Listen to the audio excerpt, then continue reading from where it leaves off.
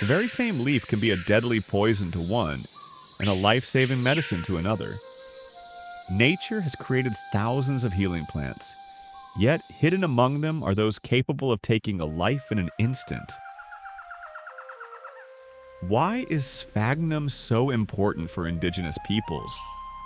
For indigenous peoples, this moss was not just a random plant, but a true lifesaver in the wild thanks to two unique properties. A natural antiseptic.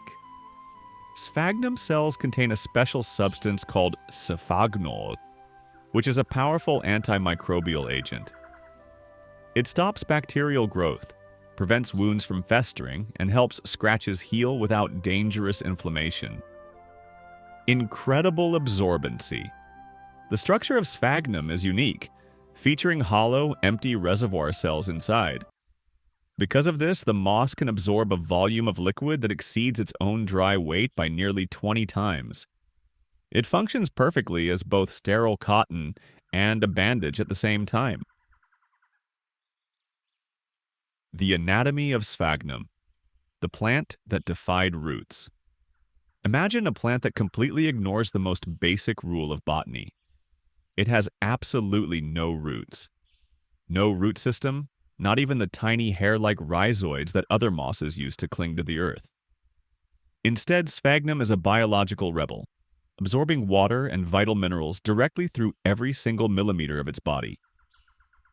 The stem, erect and surprisingly soft. It plays a game of eternal life and death, continually growing upward at its tip, while its base slowly dies, decays, and compacts into peat. The branches. The stem is densely packed with branches which crowd together at the very top into a tight, fluffy head called a capitulum. The leaves. Tiny, scale-like, and microscopic, they wrap around the stem and branches like biological chainmail.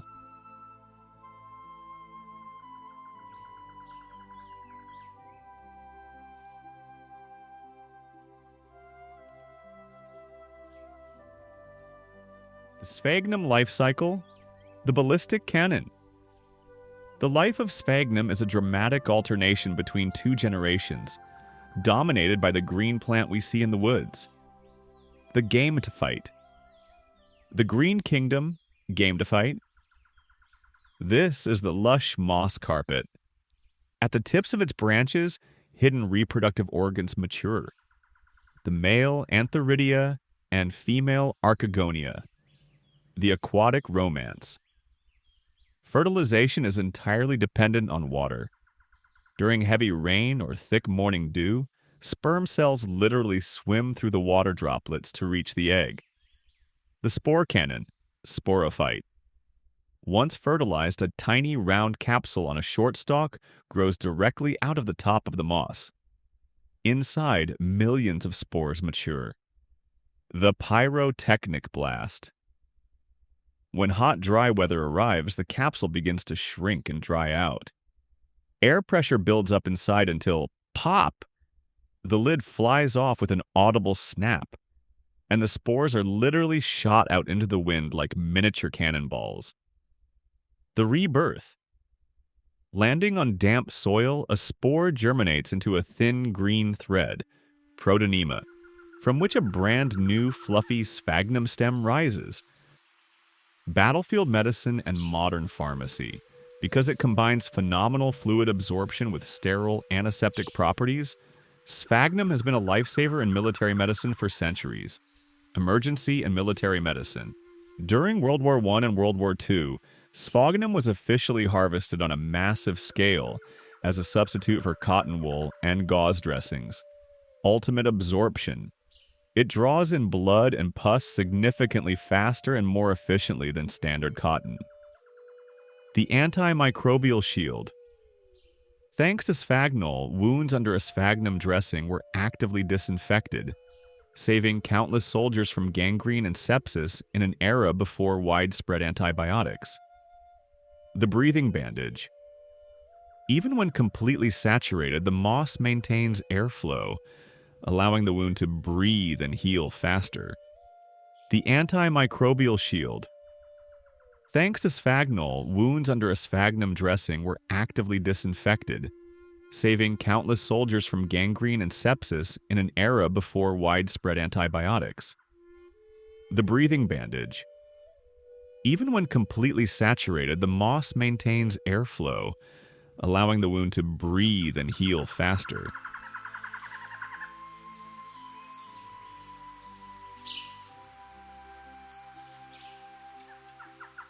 Fire from sphagnum moss and a powerful natural biofilter. The cold was setting in rapidly. The sky was deepening into a thick twilight, promising a freezing night. Akanu knew that without fire and clean water, he wouldn't survive. He needed a campfire not just for warmth, but also to boil the water he had managed to find first. Drinking directly from an open forest source was dangerous, but the hunter knew a secret. Sphagnum moss is a powerful natural biofilter. Thanks to its porous structure and unique chemical composition, it effectively purifies water, binding and removing even heavy metals. After fashioning a simple filter out of the moss, Akanu purified the water, but now it needed to be disinfected by boiling. He needed fire. The hunter set off to look for tinder.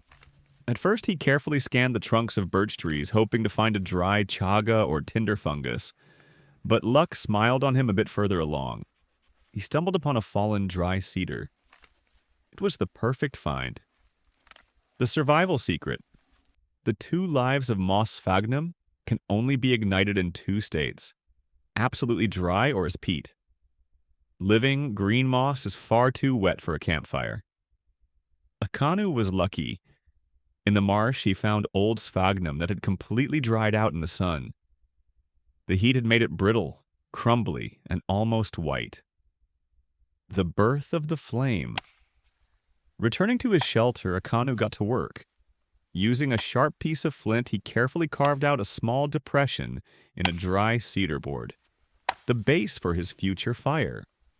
To catch the spark, the hunter decided to use what was at hand: shredded inner birch bark and that very same dry moss.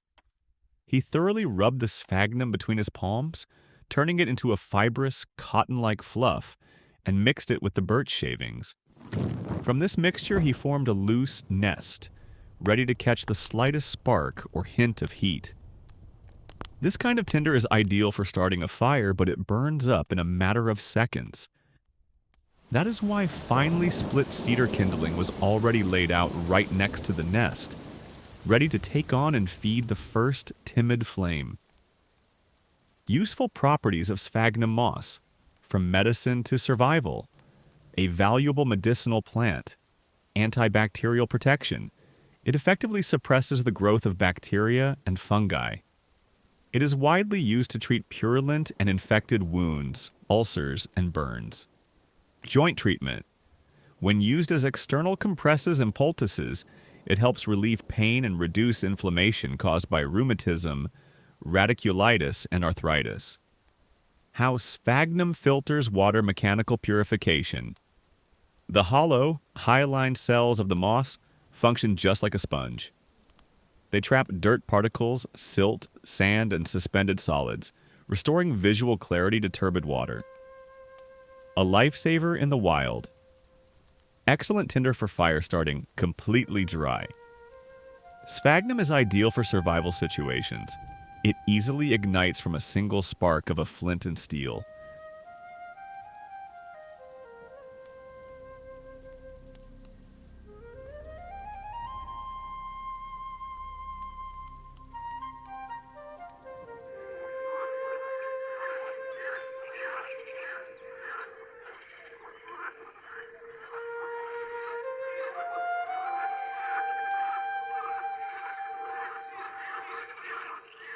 Day 2. The botanical menu. Ahanu's stomach churns with hunger cramps. Hunting rabbits without a bow is a waste of energy and his last remaining resources. He shifts his gaze toward the marshy shore of the water. In his hands, he holds nothing but a sharp digging stick. Kneeling in the damp earth, Ahanu begins to dig fiercely. A few minutes later, he pulls thick, fleshy rhizomes from the mud. After washing them thoroughly, he peels away the fibrous skin and tosses them directly onto the glowing embers of the fire. The starchy flesh bakes, and soon an aroma strikingly similar to sweet baked potatoes fills the air.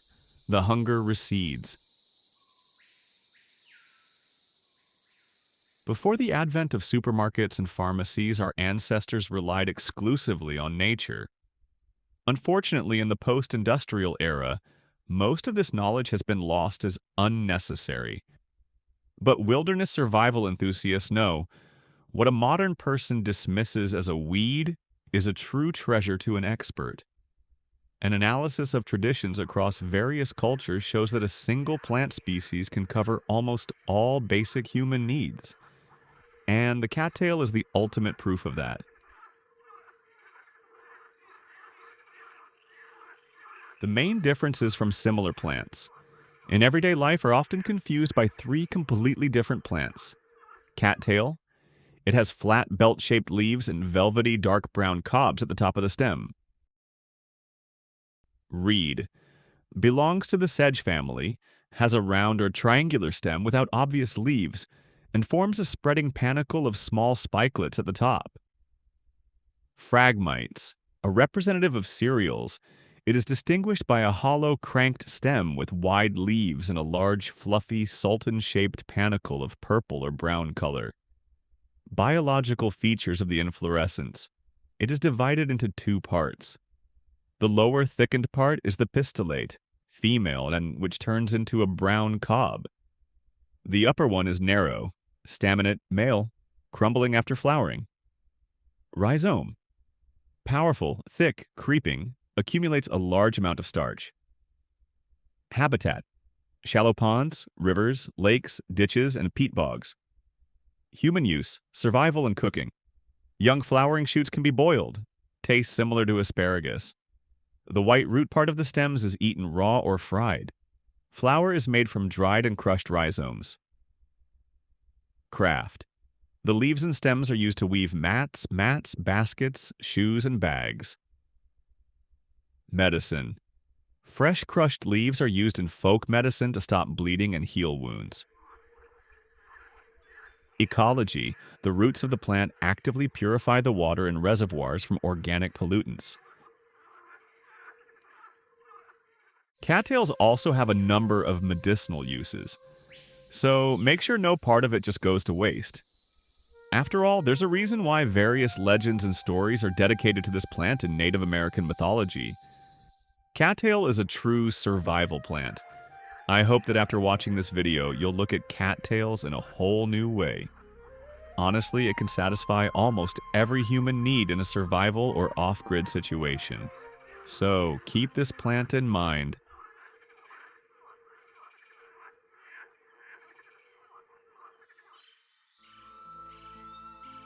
A hanu and wild honey. Suddenly a hanu froze. A familiar buzzing sound was heard in the silence of the woods. He raised his head and peered into the branches of a sprawling old oak. There, in a deep hollow, bustled a real living fortress, a nest of wild bees. There was a distinct aroma of sweet, sticky honey in the air. Ahanu smiled. Wild bee honey was a rare delicacy and the most valuable gift for a weakened body. But no one could just approach the wild swarm. He had to act deftly and quickly. At first, Ahanu decided to relax the vigilance of the winged guards.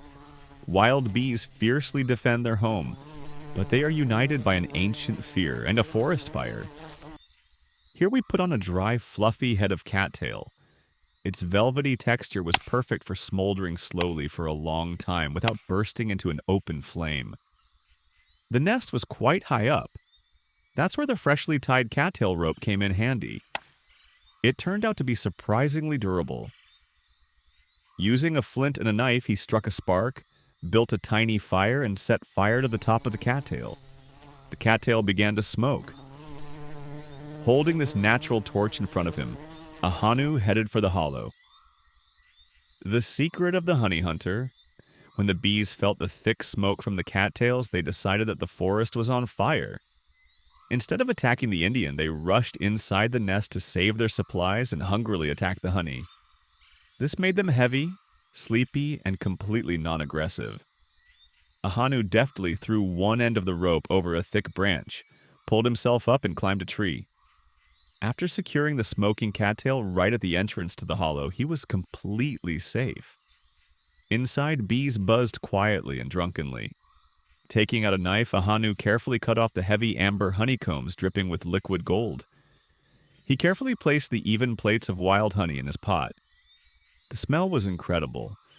The scent of wild herbs, sunlight, and tree resin. The main healing properties of honeycomb's respiratory tract treatment. Prolonged chewing of honeycombs helps with bronchitis, sore throat, cough, and runny nose, as the released essential oils and propolis disinfect the nasopharynx. Oral care. The product strengthens the gums, cleanses the teeth of plaque, and helps in the treatment of stomatitis and periodontal diseases. Immune support. Honeycombs contain more than 300 beneficial components that enhance the body's natural defenses during the cold season. Cleansing the digestive system. During chewing, tiny wax particles act as a natural sorbent in the intestine, binding and removing toxins. Now he wasn't returning home empty-handed. The smoky torch was left burning out on the tree. The bees will soon recover and start building new combs. Meanwhile, Ahanu was anticipating how happy the village would be to see him back, because tonight's tea by the campfire would be unusually sweet.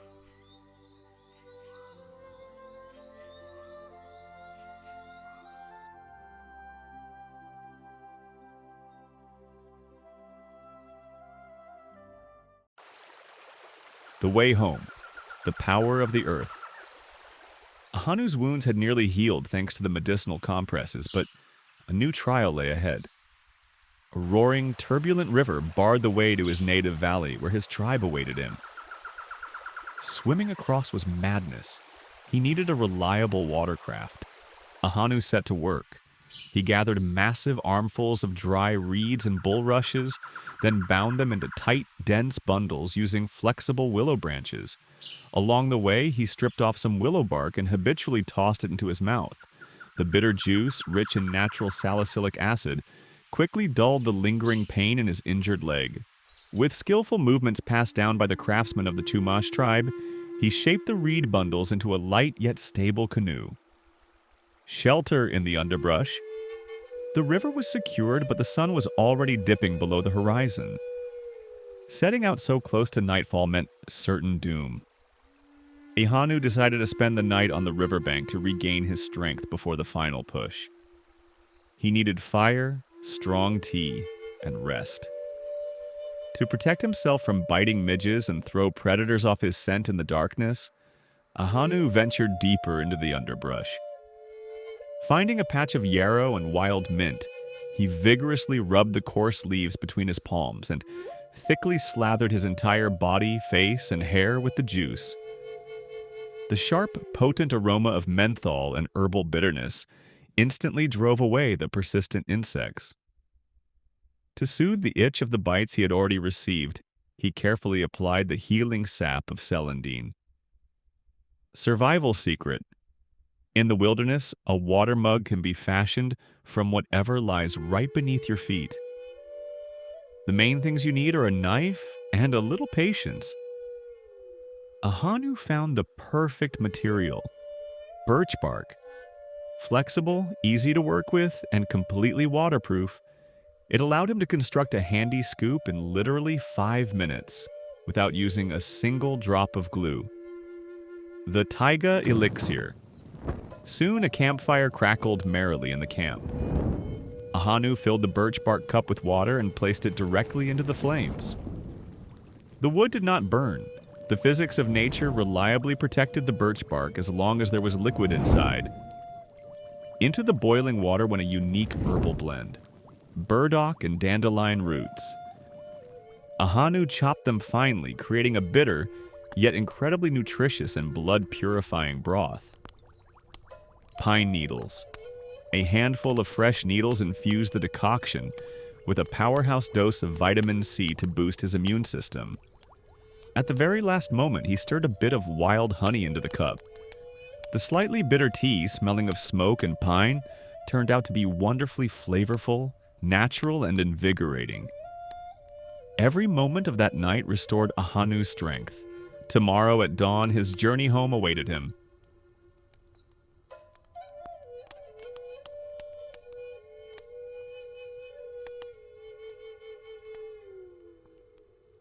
Ahanu is a young, reborn tribal healer, strong and wise beyond his years with a deep, piercing gaze. Ahanu! He snaps his eyes open. His face is clean, his breathing steady. He examines his hands, touches his chest. All traces of illness or weakness are gone. His body is filled with its former strength. Ahanu pushes a handmade raft of reed and cattail into the water. He steps onto it and paddles confidently with a long pole. The water current is turbulent. The river carries him through rocks and thickets, cutting short a long journey through dangerous forests. Ahanu maneuvers skillfully, navigating the rapids. The raft bumps into a soft, sandy shore. Ahanu steps onto the land. He is breathing heavily, exhausted by the long journey, but the fire of victory burns in his eyes. He raises his right hand. Clutched tightly in his fist is a precious bundle of healing herbs. It is his trophy, a symbol of victory over death and unity with the spirit of nature. Ahanu looks up at the horizon. Thin wisps of smoke rise from behind the treetops. Ahanu whispering with relief. Home.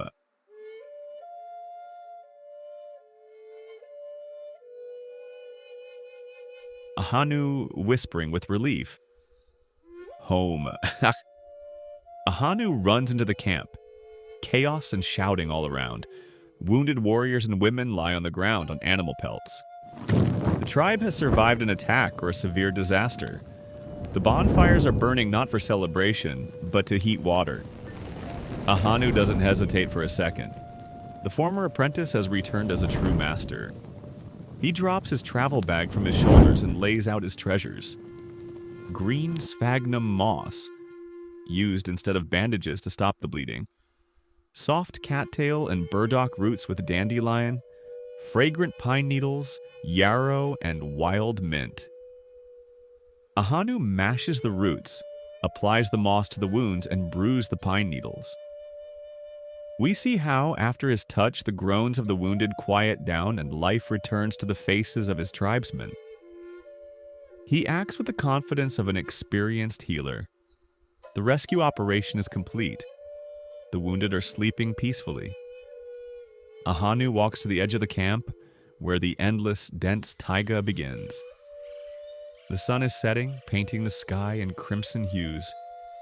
Ahanu stands on an elevation. He looks into the distance, where the threat came from, where the foreign lands stretch out. His voice rings out loud and confident, echoing through the forest. Ahanu, powerfully with pride. The white man considers this forest empty and wild. But for my people, the forest is a home with a set table. The earth will never let anyone die who knows her name and listens to her whisper. Treasures of the wilderness. Green sphagnum moss instead of bandages, succulent roots of cattail, burdock, and dandelion, and a fragrant cocktail of pine needles, yarrow, and wild mint. The forest stands ready to heal and feed anyone who is willing to listen. Which of these plants surprised you the most? Let me know in the comments. Hit the like button and subscribe to the channel. There are many more secrets of nature ahead.